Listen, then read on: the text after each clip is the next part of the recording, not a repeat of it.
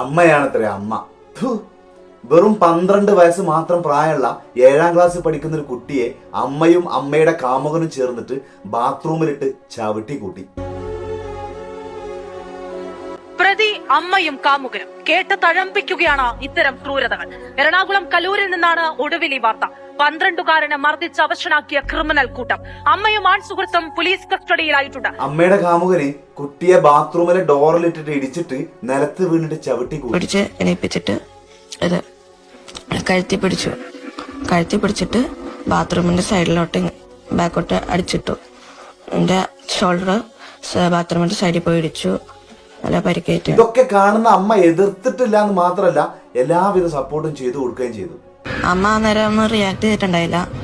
എന്നിട്ട് അമ്മ വിളിച്ചു. അപ്പൊ അമ്മ ചേട്ടനെ അങ്ങോട്ടും വിളിച്ചു, അപ്പുറത്തെ റൂമിലോട്ട്. അപ്പഴേ ഞാൻ പറഞ്ഞു ചേട്ടനോട് അപ്പുറത്തെ റൂമിൽ പോ, ഇവിടെ കിടക്കണ്ട, ഞാൻ അമ്മ കിടന്നാല്.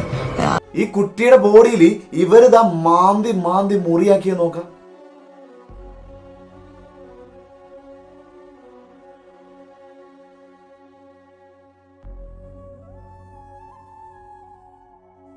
ഫസ്റ്റ് അമ്മേനെ കുറെ വിളിച്ചപ്പോ അമ്മയ്ക്കും ദേഷ്യം വന്നിട്ട് എന്നെ കൈ വെച്ച് മാന്തിയപ്പോ ഞാൻ കരഞ്ഞിട്ട് അപ്പുറത്തെ റൂമിൽ പോയി കുറച്ചു നേരം കിടന്നു. ആദ്യമായിട്ടാണോ മോനെ ഇങ്ങനെ ഉപദ്രവിക്കുന്നത്? ആദ്യമായിട്ടില്ല, ഇതിനു മുമ്പ് ഉപദ്രവിച്ചിട്ടുണ്ട്. വേറെ ഒരാളുണ്ടായിരുന്നു. അമ്മ റിയാക്ട് ഒന്നും ചെയ്തില്ല? ഇല്ല, ഒന്നും റിയാക്ട് ചെയ്തില്ല. പിടിച്ചു പറ്റ അങ്ങനെയൊന്നും ചെയ്തില്ല. ഡിവോഴ്സ് ആയിട്ടുള്ള ഈ അമ്മയുടെ കൂടെ കുറെ കാലമായിട്ട് ഈ കാമുകനുണ്ട്. ഇടയ്ക്കിടക്കൊക്കെ വന്നു പോകുന്ന കാമുകൻ പിന്നെ സ്ഥിരമായിട്ട് അമ്മയുടെ കൂടെ താമസിക്കാൻ തുടങ്ങി. ഇത് സ്ഥിരമായപ്പം ഈ കാമുകൻ അമ്മയുടെ കൂടെ കിടക്കുന്നത് ഇഷ്ടമല്ലാത്ത ഈ കുഞ്ഞ് അവർക്ക് ഇടയിൽ പോയി കിടക്കാൻ തുടങ്ങി. അപ്പൊ ഞാൻ സമ്മതിച്ചില്ല, ഞാൻ നടുക്കറി കിടന്നു മനപ്പോ. എന്നിട്ട് ഞാൻ ചേട്ടനോട് പറയാൻ പറഞ്ഞ ചേട്ടൻ മാറിയില്ല. ചേട്ടൻ പറഞ്ഞു എന്നെ തൊടുവാണെങ്കിൽ ഞാൻ നിന്നെ അടിക്കും എന്നൊക്കെ പറഞ്ഞു.